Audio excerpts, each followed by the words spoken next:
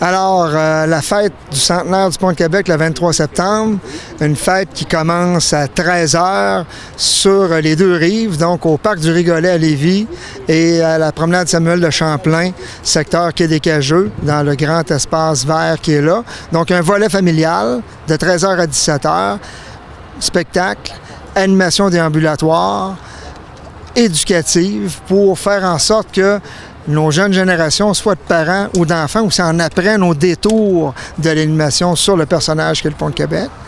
Par la suite, s'inscrit en relais à partir de 17h sur la promenade Samuel de Champlain. On continue, la soirée se poursuit du côté nord, donc sur le même site, mais là, va prendre place une exposition sur le Pont de Québec, donc des artefacts, des éléments historiques un peu où on va pouvoir faire en sorte que les gens en découvrent plus sur le Pont de Québec que simplement l'observer. Donc, apprendre un petit peu de choses sur le personnage, mais aussi tout ça dans une ambiance foraine avec, dans ce parc-là aussi, amuseurs, prestations musicales qu'il y aura avec l'harmonie des chutes, chorale et tout ça. Donc, on veut vraiment avoir une belle ambiance de fête, mais avec comme élément central en apprendre sur le personnage qu'est le Pont de Québec.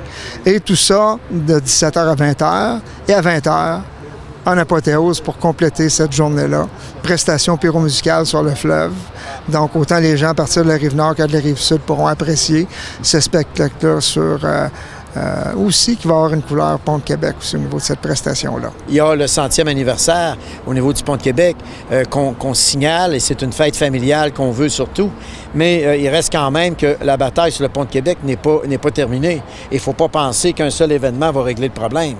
C'est un problème d'abord et avant tout politique, et il va falloir qu'à un moment donné, on mette les bouchées doubles pour qu'un engagement qui a été pris formellement soit respecté.